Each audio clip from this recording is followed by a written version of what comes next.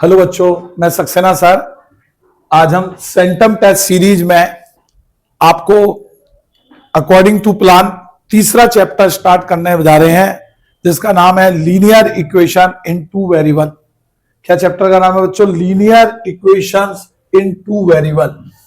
आज हम इस चैप्टर्स को पढ़ेंगे और इसके अंदर जानेंगे क्या क्या चीजें होती हैं। ये चैप्टर एग्जाम में 5 से 6 मार्क्स का मोस्टली पूछा जाता है, कम से कम 5 और कभी कभी 6 मार्क्स का भी आ जाता है। ठीक है, एक आध एमसीक्यू आ जाते हैं, वर्ड प्रॉब्लम आने के बहुत चांसेस होते हैं। तो बेटा इस चैप्टर्स को आप लोग बहुत ध्यान से देखें और समझें। Linear equation of to variable में सबसे पहला टॉपिक 1 है हमारा linear equation in two variable. मतलब हम ये बताने जा रहे हैं कि linear equation in two variables होती क्या है। तो मैंने बताया an equation of the form this, मतलब कोई भी इक्वेशन हो, an equation of the form this. देखें आप लोग जरा ध्यान से क्या कहना चाह रहे हैं। कोई भी इक्वेशन अगर आपकी इस फॉर्म की है, ये वाली फॉर्म है, देखें ax plus b y plus c equal to 0, यहां पर a square plus b square not equal to 0, मतलब a की पावर 2 प्लस बी की पावर 2 दोनों का सम 0 नहीं होना चाहिए। अब इसका मतलब यह भी कह सकते हो कि a और b are not both 0 at a same time, मतलब a 0 हो सकता है या b 0 हो सकता है, पर दोनों एक साथ 0 नहीं होने चाहिए। तो उस स्थिति में ये जो इक्वेशन आप लोग लिखी देख रहे हो, इसे हम लोग कहते हैं linear equation in two variable. क्या कहलाती है बच्चों? ये linear equation in two variable. इसका एक एग्जांपल ये भी हो सकता है 2x plus 3y equal to 7। तो आप लोग देख सकते हैं ये भी है linear equation in two variable. और ऐसी बच्चों आप बहुत सी इक्वेशन लिख सकते हो, जरूरी नहीं है कि ये मैंने बताई है। आप एक और इक्वेशन लिख सकते हो, जैसे मैंने लिख दिया x माइनस 3y प्लस का 8 इक्वल टू 0। ये भी बच्चों आपकी लीनियर इक्वेशन टू वेरिएबल कहलाएगी।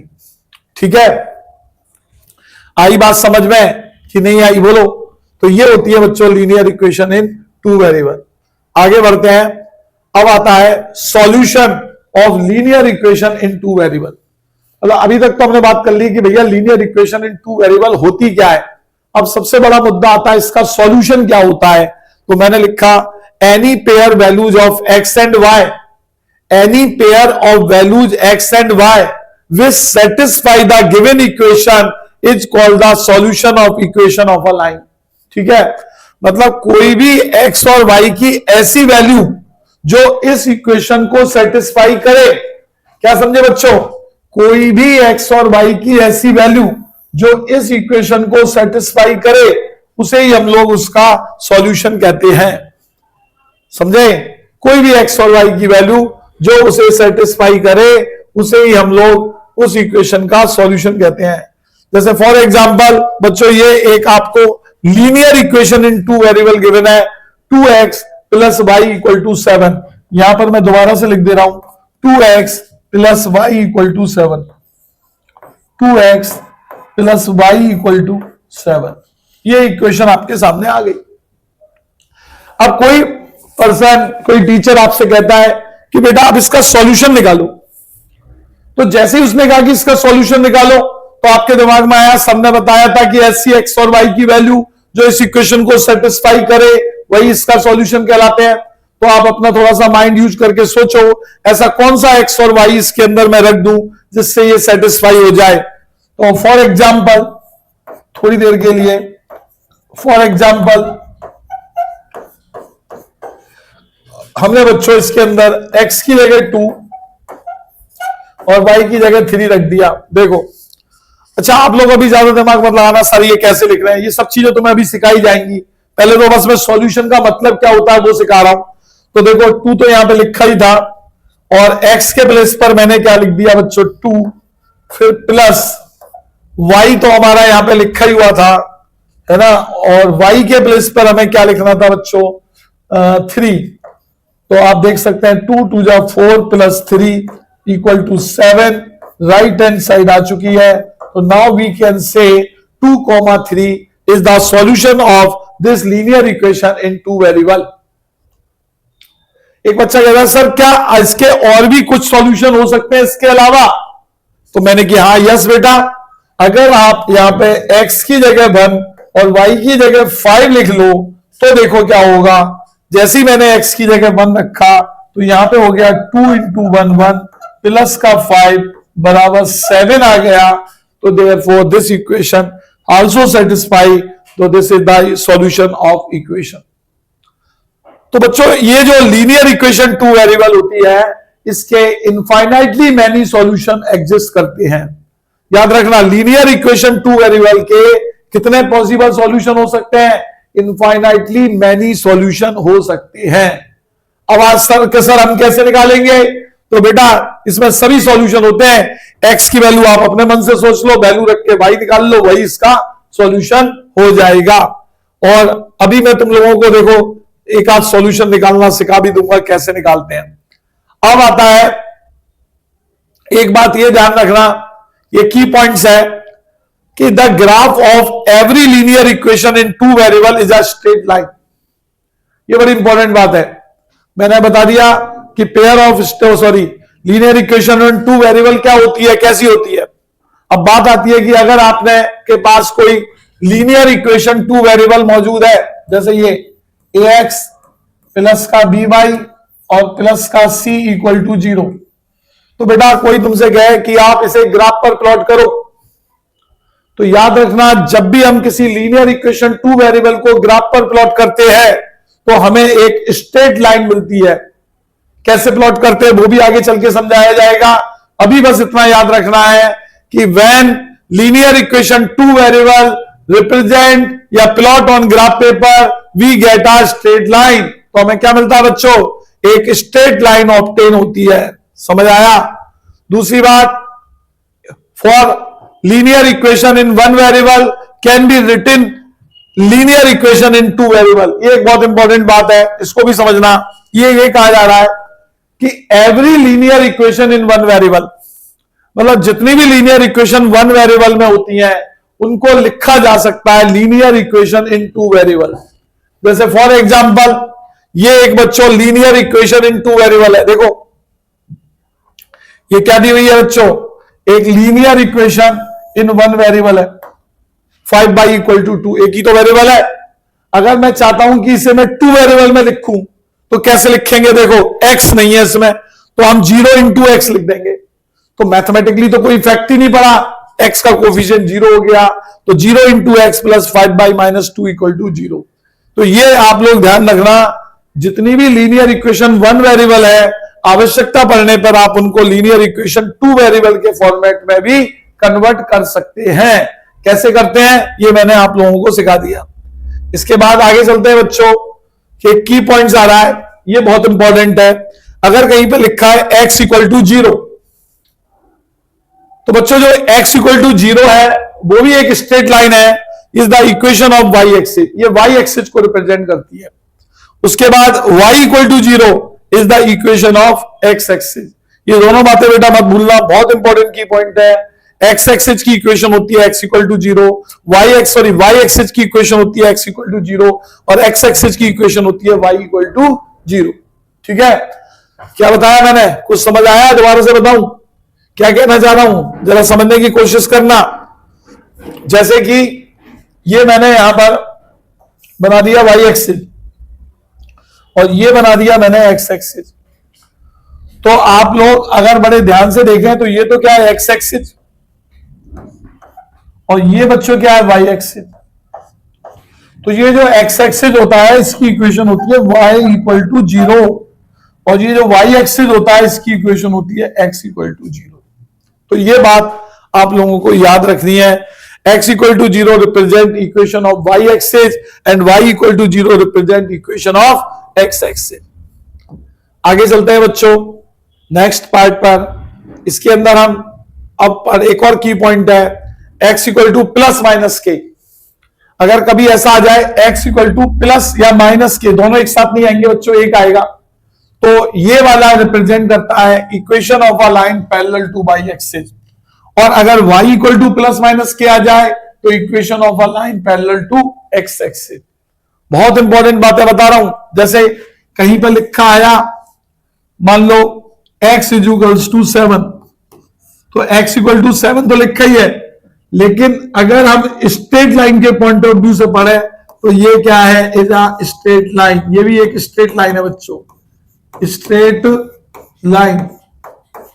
अब ये स्ट्रेट लाइन कैसी है, parallel to y axis, parallel to y axis, y axis के पैरेलल होगी। अब बात आती है कि सर ये 7 क्या बता रहा है, तो 7 होता है 7 unit distance, 7 unit distance from origin, origin मतलब 0,0 से। अब एक बात और याद रखना, अगर ये पॉजिटिव है, अगर ये पॉजिटिव है तो देखो ये मैंने बनाया वाई एक्सिस और ये बनाया मैंने एक्स एक्सिस, तो ये वाला जो हिस्सा होता है वाई का ये लेफ्ट होता है ना, लेफ्ट हैंड साइड, और ये वाला होता है राइट हैंड साइड।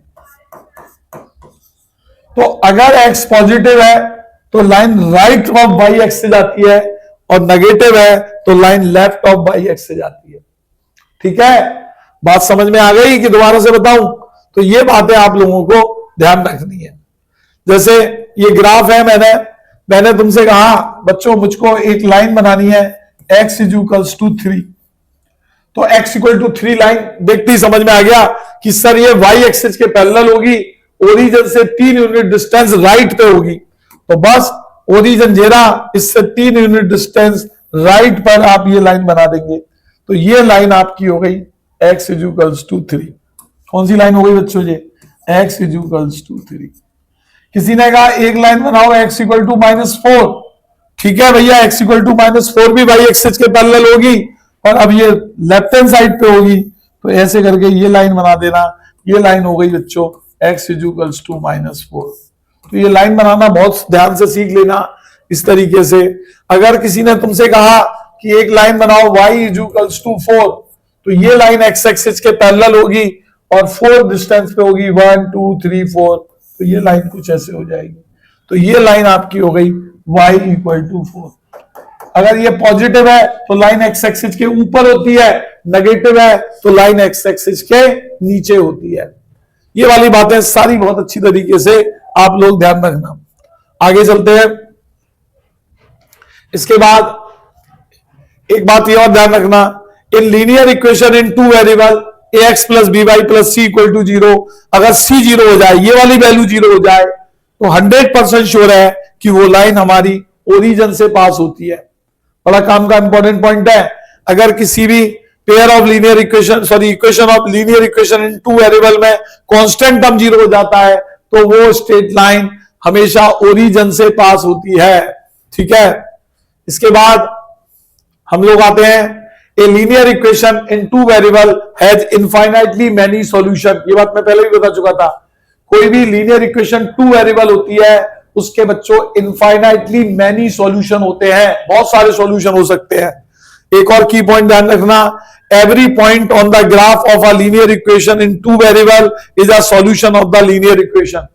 यानी कि अगर आपने कोई भी लीनियर इक्वेशन 2 वेरिएबल को ग्राफ पे प्लॉट करा, तो उस लाइन पर जितने भी पॉइंट लाई करेंगे वो सब के सब उस इक्वेशन का सॉल्यूशन कहलाते हैं। ठीक है, तो ये बातें मैंने आपको बताई, ध्यान रखना। अब हम एंट्री करते हैं टॉपिक 2 में। टॉपिक 2 हमारा है pair of linear equation in 2 variable. अभी हम पढ़ रहे थे simply linear equation in 2 variable, अब हम पढ़ेंगे पेयर। तो पेयर माने तो सब बच्चे जानते हैं, पेयर का मतलब जोड़ा, दो चीजों से मिलकर जो बने। तो यहां पर मैंने लिखा a pair of linear equation in 2 variable is the collection of 2 linear equation involving the same set of 2 variable. For example this, अगर मैं इन दोनों इक्वेशन को एक साथ कंसीडर करूं तो ये क्या कहलाएगा, pair of linear equation in 2 variable. ठीक है, अगर हम जनरल बात करें तो बच्चों pair of linear equation in 2 variable ऐसा होता है दिखने में, a1x plus b1y equal to c1, a2x plus b2y equal to c2। It is also called system of simultaneous linear equation in 2 variable.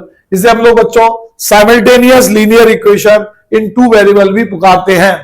Pair of linear equation of two variable तो बोलते ही बोलते हैं, लेकिन इसे हम लोग simultaneous linear equation in two variable भी पुकारते हैं।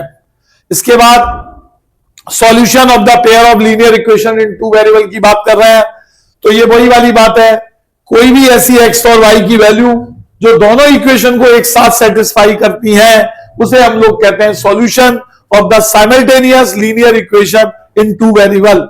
समझना मेरी बात को, जैसे ये दो इक्वेशन आपको दी हुई हैं, तो कोई आपसे कहता है इसका सॉल्यूशन क्या होगा, तो सॉल्यूशन तो निकालना हम अभी तुम्हें सिखाएंगे, पर अगर कोई तुमसे वर्ड में पूछे कि सॉल्यूशन क्या होगा, तो आप कहोगे सर ऐसी एक्स और वाई की वैल्यू जो दोनों इक्वेशन को एक साथ सेटिस्फाई करे उसे हम लोग लीनियर इक्वेशन टू वेरिएबल का सॉल्यूशन कहते हैं, पेयर का। अब मैंने क्या करा, दो वैल्यू आपके सामने रख दी, मैंने कहा एक बेटा x2 है, एक y3 है, मुझे बताओ क्या ये वैल्यू इसका सॉल्यूशन होंगी। तो भाई चेक कर लेते हैं। सो हमने क्या करा, पहली इक्वेशन में जो हमारा 2 लिखा था, 2 लिखा, x के प्लेस पर भी 2 लिख दिया, फिर प्लस का y के प्लेस पर 3 लिख दिया, 2 2 जा 4 और 3 7, यहां पे भी आप देख सकते हैं 7 लिखा, यानी कि इसने पहली इक्वेशन को तो सेटिस्फाई कर दिया। बारी आती है दूसरी की, तो जरा दूसरे को भी देख लेते हैं। 3x की जगह 2 रखा, 2y की जगह 3 रख दिया, तो 3 2 जा 6, 2 3 जा 6, 6 और 6 12, ये भी 12 आ गया। तो आपने क्या देखा, x equal to 2, y equal to 3, इन दोनों इक्वेशन को एक साथ सेटिस्फाई कर रही है, इसलिए हम कह सकते हैं this is the solution of both simultaneous linear equation in two variable. ठीक है, तो ये बात आप लोगों को ऐसे ध्यान रखनी है कैसे सॉल्यूशन होते हैं। अब ज्योमेट्रिकल और graphical representation of the pair of linear equation two variable बता रहा हूं। ज्योमेट्रिकली देखो, अभी मैंने थोड़ी देर पहले आप लोगों को बताया था कि जो लीनियर इक्वेशन टू वेरिएबल होती है वो एक स्ट्रेट लाइन को रिप्रेजेंट करती है। तो अगर मैं तुमसे कहूं कि आप पेयर ऑफ लीनियर इक्वेशन को ग्राफ पर ड्रॉ करो, तो नेचुरल सी बात है कि सर वहां पर हमें दो स्ट्रेट लाइन मिल जाएंगी, क्योंकि पहली वाली से एक और दूसरी वाली से एक। यही बात मैंने यहां पे लिखी है, since are linear equation in two variable represent a straight line, therefore a system of pair of linear equation in two variable will represent by two straight line, both to be considered together. There are three different situations as follows. कहने का मतलब यह है बच्चों कि जब आप pair of straight line को ग्राफ पर प्लॉट करोगे तो दो स्ट्रेट लाइन आएंगी, और दो स्ट्रेट लाइन जब अगर आप ग्राफ पर बनाओगे तो उन दो स्ट्रेट लाइन को लेकर टोटल मिलाकर 3 सिचुएशन फ्रेम हो सकती हैं। कितनी? 3।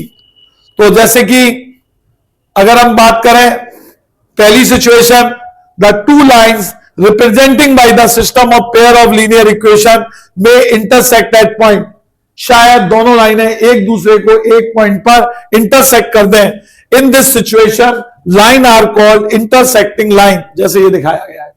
ये लाइन है बच्चों आपकी इंटरसेक्टिंग लाइन हो जाएंगी अगर दोनों साइमल्टेनियस इक्वेशन को मैंने प्लॉट किया और वो एक दूसरे को किसी पॉइंट पे काट दे रही है, तो इस सिचुएशन में ये लाइन कौन सी कहलाएंगी? Intersecting line. उसके बाद अगली बात ध्यान से सुनना, the two line representing by a system of pair of linear equation not intersect, और in other word they are parallel to each other. मतलब इंटरसेक्ट नहीं करेंगी, और इंटरसेक्ट नहीं करेंगी तो फिर वो कौन सी लाइनें कहलाएंगी? Parallel lines कहलाएंगी। ये दूसरी कंडीशन होती है। उसके बाद अगर हम तीसरी कंडीशन पर आए, the two lines representing a system of pair of linear equation in two variable में ओवरलैप ईच अदर, एक दूसरे के ऊपर ही आ जाएंगी। In this situation lines are called coincident line. क्या कहलाती है? Coincident line. जैसे आप लोग देख सकते हैं ये एक छोटी सी ब्लू कलर की लाइन है, उसी के ऊपर एक और लाइन है, तो such line are called coincident line या ओवरलैपिंग लाइन। तो यहां पर मैंने यह बताने की कोशिश करी बच्चों, अगर किसी simultaneous pair of linear equation two variable के सिस्टम को ग्राफ पर प्लॉट किया जाता है तो वहां पर दो लाइन ऑब्टेन होती हैं, और उन दो लाइन को लेकर 3 केस बन सकते हैं। या तो लाइनें इंटरसेक्टिंग हो सकती हैं, या वो दोनों लाइनें पैरेलल हो सकती हैं, या फिर वो दोनों लाइनें कोइंसिडेंट हो सकती हैं, या फिर कह सकते हो ओवरलैपिंग हो सकती हैं। ठीक है, उसके बाद solution of pair of linear equation in two variable पे चर्चा कहते हैं pair of linear equation in two variable can B solve by two method. मतलब अब बात आती है कि यार इनका सॉल्यूशन कैसे निकालेंगे। तो सॉल्यूशन को निकालने के बच्चों दो मेथड है, पहला आपका ग्राफिकल मेथड है और दूसरा आपका एल्जेब्रिक मेथड है। तो मैं सबसे पहले आपको ग्राफिकल मेथड की चर्चा करता हूं, graphically method of solving pair of linear equation. तो देखो ग्राफिकल मेथड में क्या होता है, सीधी सी बात है, दो लाइन का आपको सिस्टम दिया जाएगा और कहा जाएगा इसको ग्राफिकली सॉल्व करो। तो बेटा आप लोग क्या करना, उन दोनों लाइन को अपने ग्राफ पेपर पर प्लॉट कर लेना। जैसा कि अभी बताया था, जब आप दोनों लाइन को ग्राफ पेपर पर प्लॉट करोगे तो तीन सिचुएशन हो सकती है। शायद वो दोनों लाइनें इंटरसेक्टिंग हो, शायद वो दोनों लाइनें पैरेलल हो, शायद वो दोनों लाइनें ओवरलैपिंग हो। तो वो तो हमें ग्राफ ड्रॉ करके पता चल जाएगा। अब पहला केस मैं ये ले रहा हूं, जैसे आपने दोनों लाइनों को ग्राफ पर प्लॉट किया और उन्होंने एक दूसरे को इंटरसेक्ट कर दिया। तो ये जो इंटरसेक्शन पॉइंट के कोऑर्डिनेट देख रहे हो a, b, यही हमारा सॉल्यूशन कहलाता है। जो भी जहां वो इंटरसेक्ट करेंगे उस पॉइंट का x कोऑर्डिनेट x और y कोऑर्डिनेट y की वैल्यू कहलाता है। दूसरी बात एक और याद रख लेना, ठीक है, कि ये यहां पर आपको इसका सॉल्यूशन मिल जाता है। इस स्थिति में हमको जो सॉल्यूशन मिलता है वो यूनिक सॉल्यूशन होता है, मतलब बस यही एक सॉल्यूशन होगा यूनिक, इसके अलावा कोई और सॉल्यूशन नहीं मिलता है। और इस स्थिति में हम कहते हैं हमारी दोनों लाइनें कंसिस्टेंट है। कैसी है? कंसिस्टेंट है, कंसिस्टेंट लीनियर इक्वेशन कहलाती है विद यूनिक सॉल्यूशन। क्लियर? अगर आपने ग्राफ बनाया, दोनों लाइनें पैरेलल आ गई, तो इस स्थिति में बच्चों ये लाइनें एक दूसरे को काटती नहीं है, तो कहते हैं इसको सॉल्व किया ही नहीं जा सकता है, ये नो सॉल्यूशन है। और इस टाइप की लाइन को हम लोग इनकंसिस्टेंट लाइन भी कहते हैं, या ये सॉल्यूशन इनकंसिस्टेंट कहलाता है, इट मींस सॉल्व ही नहीं किया जा सकता है। उसके बाद अगर बच्चों आपका ये वाली कंडीशन आ जाए, ओवरलैपिंग, एक के ऊपर एक आ जाए, तो बेटा इस लाइन पर जितने भी पॉइंट लाई करेंगे सबके सब सॉल्यूशन होंगे। तो इस स्थिति में हमारे सिस्टम का सॉल्यूशन इनफाइनाइटली मैनी सॉल्यूशन होता है। सॉल्यूशन होने की वजह से ये लाइनें कंसिस्टेंट कहलाती हैं। इनको हम लोग डिपेंडेंट लाइन भी कहते हैं। आप लोग देख सकते हैं यहां पर मैंने लिख दिया है, such pair of linear equation is called dependent pair of linear equation. Dependent pair of linear equation is always consistent with many solution. ठीक है, ये बहुत इंपॉर्टेंट बात बताई है। सबको समझ में आ गई क्या मैंने बताया? तो ये सारी बातें आप लोगों को ध्यान रखनी है। इसके बाद एक और बड़ा इंपॉर्टेंट ऑब्जर्वेशन है, जैसे देखो बच्चों, ग्राफ को बार बार प्लॉट करना, ग्राफ के द्वारा सॉल्यूशन निकालना, उसकी कंसिस्टेंसी, इनकंसिस्टेंसी, यूनिक सॉल्यूशन, उसके नेचर पर विचार करना बहुत कॉम्प्लिकेटेड हो जाता है। तो यहां पर हम एक बड़ा इंपॉर्टेंट ऑब्जर्वेशन आपको निकाल के दे रहे हैं। अगर आपकी दो लाइनें इस फॉर्म में लिखी हैं और आपने देखा कि a1 अपॉन a2, यहां से x का कोफिशिएंट और यहां से x का coefficient is not equal to b1 upon b2 है, तो कहते हैं कि the pair of linear equation is consistent. और दूसरी बात कहते हैं in this case system of equation will have unique solution. अगर ऐसी कंडीशन ऑब्जर्व होती है तो हमारा system consistent with unique solution होता है। लेकिन अगर आपको हमारे सिस्टम में ऐसा कुछ नजर आ रहा है, a1 अपॉन a2 बराबर b1 upon b2 not equal to c1 upon c2, then the pair of linear equation is inconsistent. तो उस स्थिति में इनकंसिस्टेंट होती है और यहां पर इनका कोई सॉल्यूशन नहीं होता, अर्थात ऐसी x और y की कोई वैल्यू एग्जिस्ट ही नहीं करती है जो दोनों इक्वेशन को एक साथ सॉल्व कर दे। ये इनकंसिस्टेंट सिस्टम कहलाता है। और इसके बाद तीसरा है बच्चों, अगर ये तीनों ही आपस में इक्वल है, a1 upon a2, b1 upon b2 equal है c1 अपॉन c2, तो the pair of linear equation consistent and dependent होता है। और इस स्थिति में इसके इनफाइनाइटली मैनी सॉल्यूशन होते हैं। आशा करता हूं समझ में आया होगा। ये सारा चीजें एक साथ अच्छी तरीके से देख लेना। आज का लेक्चर में मैंने ये आपको थ्योरी पढ़ा दी है। कल मैं इससे रिलेटेड बहुत महत्वपूर्ण इंपॉर्टेंट क्वेश्चन कराऊंगा, वो सभी लोग आप जरूर देखना, बोर्ड में आते ही आते हैं। पर उन क्वेश्चंस को करने से पहले मुझे आपको इन सब की जानकारी देना बहुत जरूरी था। थोड़ा लेक्चर लंबा हुआ है, पर बेटा मेरा आदत है, मैं चाहता हूं यार पढ़ाऊं तो ढंग से एक एक स्टेप क्लियर करके पढ़ाऊं। जल्दबाजी में मेरे से नहीं पढ़ाया जाता है। तो ठीक है, थोड़ा मैनेज करना, थोड़ा समय लगेगा, प्यार से देखना, ढंग से देखना। ठीक है, आज का लेक्चर यहीं पे खत्म करते हैं बच्चों। Thank you.